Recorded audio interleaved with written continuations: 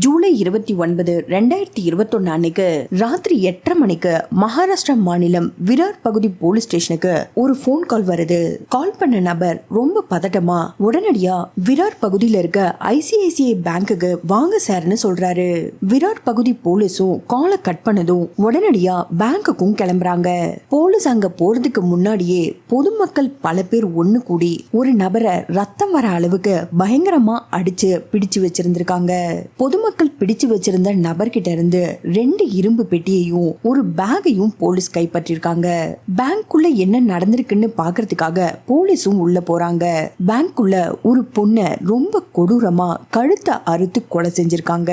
இந்த பெண்ணுக்கு பக்கத்திலேயே ரத்த வெள்ளத்துல உயிருக்காக போராடிட்டு இருந்த பெண்ணை மீட்டு மருத்துவமனைக்கும் போலீஸ் அனுப்புறாங்க.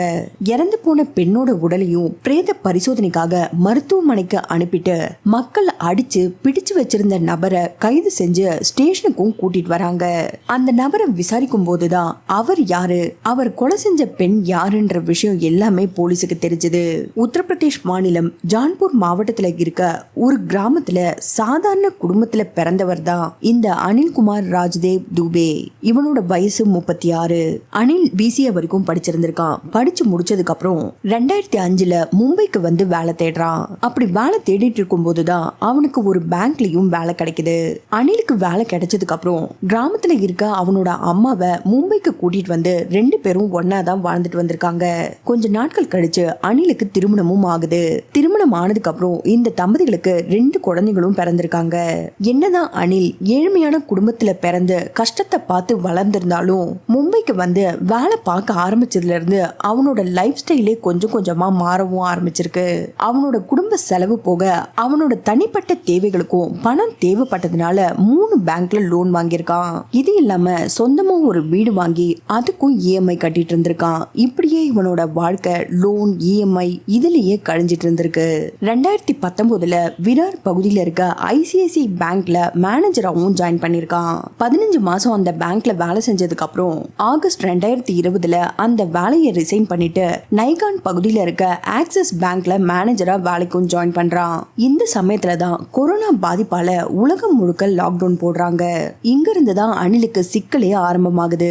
இவன் பேங்க்ல வாங்கின கடன்களுக்கெல்லாம் வட்டி கட்ட முடியாம ரொம்பவே கஷ்டப்படவும் ஆரம்பிக்கிறான். இந்த சமயத்துல அனில் பேங்க்ல வர வருமானம் மட்டும் பத்தாது, தனியா ஒரு தொழில் தொடங்கணும்னு நினைச்சு அவன் கிட்ட இருந்த பணம் நகை எல்லாத்தையும் அடமானமா வச்சு ஒரு மொபைல் ஷாப்பையும் ஓபன் பண்ணிருக்கான். அந்த பிசினஸ்லயும் அனில் எதிர்பார்த்த அளவுக்கு லாபம் எதுவும் கிடைக்கல.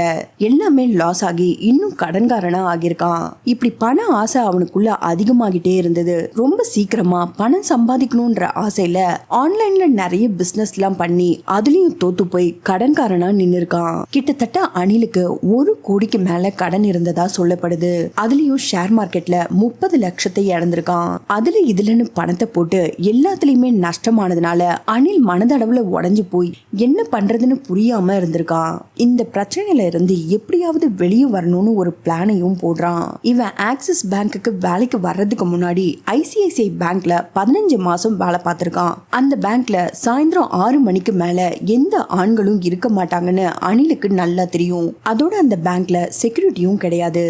மாச கடைசியில கணக்கு வழக்கு எல்லாத்தையும் அந்த பேங்கோட மேனேஜரும் கேஷியரும் தான் பாப்பாங்கன்னு இவனுக்கு தெரியும். ஐசிஐசிஐ பேங்க் மேனேஜர் யோகிதா, கேஷியரா இருந்தது ஸ்ரதா. மாச கடைசியானா கணக்கு வழக்கெல்லாம் இவங்க 2 பேர் மட்டும்தான் பாப்பாங்கன்னு அனிலுக்கு நல்லா தெரிஞ்சதுனால அந்த பேங்க கொள்ளையடிக்கணும்னு பிளான் போட்டிருக்கான். இந்த கடன்ல இருந்து எப்படியாவது வெளியே வரணும்னு அனில் ஒரு சதி திட்டத்தையும் போடுறான். மகாராஷ்டிரா மாநிலம் விரார் பகுதியில 36 வயசான யோகிதா அவங்களோட கணவர் கூடயும் 3 வயசு குழந்தை கூடயும் வாழ்ந்துட்டு வந்திருக்காங்க. யோகிதாவோட கணவர் ஒரு மெடிசன் கம்பெனில வேலை பார்த்துட்டு வராரு. ஜூலை 29, 2021 அன்னைக்கு காலையில யோகிதா அவங்களோட கணவர் கிட்ட இன்னைக்கு மாச கடைசி, அதனால பேங்க்ல கணக்கு வழக்கெல்லாம் பார்த்துட்டு நான் சாயந்தரம் வீட்டுக்கு வர்றதுக்கு லேட் ஆகும்னு சொல்லிட்டு வழக்கம் போல காலையில அவங்க வேலை பார்க்குற பேங்க்குக்கும் கிளம்புறாங்க. அன்னைக்கு பகல் முழுக்க பேங்க்ல இவங்களோட வேலை எல்லாமே நார்மலா போயிருக்கு. இருக்கு. சாயந்தரம் வேலை முடிஞ்சதும் ஒருத்தரா வேலையை விட்டு கிளம்புறாங்க. ஆனா மாச கடைசின்றதுனால பேங்க்ல இருக்க பணம் நகை எல்லாத்தையும் கணக்கெடுக்கிறதுக்காக அந்த பேங்கோட மேனேஜர் யோகிதாவும் பேங்க் கேஷியரான ஸ்ரதாவும் 7 மணி ஆகியும் வீட்டுக்கு போகாம அவங்களோட வேலைகளை பார்த்துட்டு இருந்திருக்காங்க. இந்த பக்கம் அனில் அவனோட பிளானை எக்ஸிக்யூட் பண்றதுக்காக தேவையான பொருட்கள் எல்லாத்தையும் வாங்க தயாராகிட்டு இருந்தான்.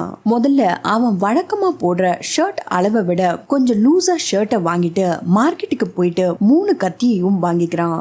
சரியா ஜூலை 29, 2021 அன்னைக்கு அனில் அவன் வேலை பார்க்குற பேங்க்ல பர்சனல் வேலையா வெளியே போறேன்னு சொல்லிட்டு அன்னைக்கு பேங்க்குக்கு போகாம லீவ் போடுறான். அவனோட பிளானை எப்படி எக்ஸிக்யூட் பண்ணணும்னு நல்லா ப்ரிப்பேர் பண்ணிட்டு ராத்திரி 8 மணிக்கு அவன் வாங்கிட்டு வந்த லூஸான ஷர்ட்டை போட்டுக்கிட்டு தலையில ஒரு துணியும் கட்டிக்கிட்டு, அந்த சமயத்துல கொரோனா அதிக அளவுல பரவிட்டு இருந்ததுனால மாஸ்கையும் போட்டுக்கிட்டு அவனோட காரை எடுத்துக்கிட்டு விரார் பகுதியில இருக்க ஐசிஐசி பேங்க் நோக்கி போறான்.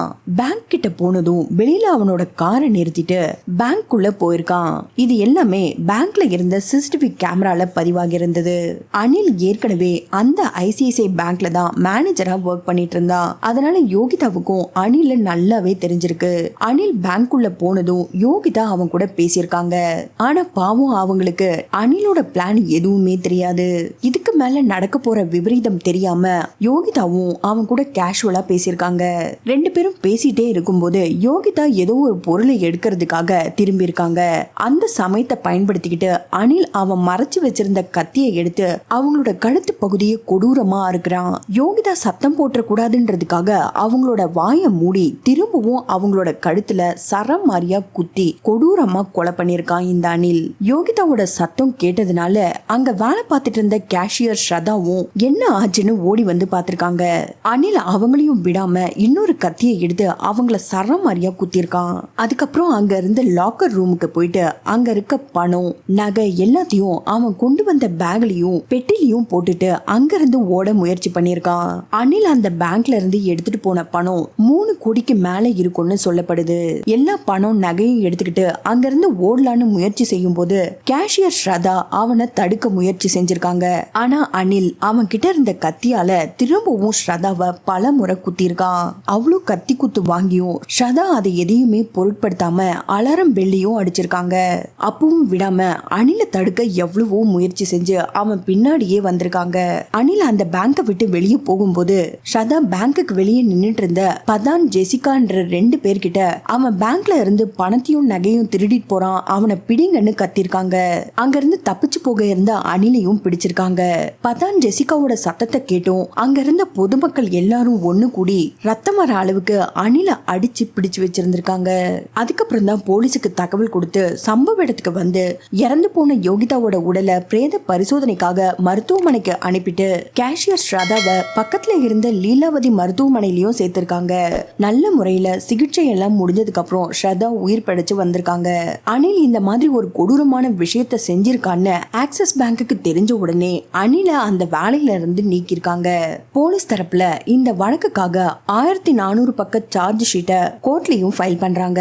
இது மட்டும் இல்லாம அனில் அவனோட மொபைல்ல எப்படி கொலை பண்ணணும்னு சர்ச் பண்ணி பார்த்திருக்கான். அதோட கொலை பண்றதுக்கு முன்னாடி நாள் நிறைய கிரைம் படங்களை பார்த்து எப்படி கொலை பண்ணணும்னு தெரிஞ்சுக்கிட்டு இருக்கான். இந்த கேஸ் இன்னும் நடந்துட்டு தான் இருக்கு. அனில் தானேல இருக்க ஜெயில சிறை தண்டனையா அனுபவிச்சுட்டு இருக்கான்.